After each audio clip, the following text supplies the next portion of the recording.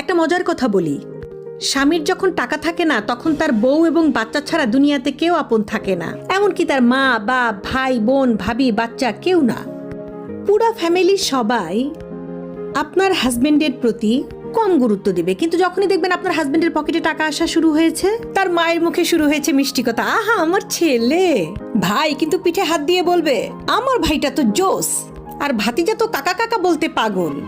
পুরো ফ্যামিলি তখন এক হয়ে যাবে, শুধুমাত্র বউ আর বাচ্চাটা আউট। এটা কঠিন রিয়েলিটি। পুরুষের টাকা হলে সবচেয়ে আগে দূরে যায় তার বউ আর বাচ্চা। হাস্যকর।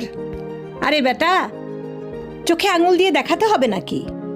তুই যখন বিপদে ছিলি তখন এই দুটো মানুষই শুধু তোর সাথে ছিল, তোর বউ আর বাচ্চা। তারা কবরের আগ পর্যন্ত তোর সাথে থাকবে, বাদবাকি সবাই মধু খাওয়া মৌমাছি। বুঝলে? বোঝো?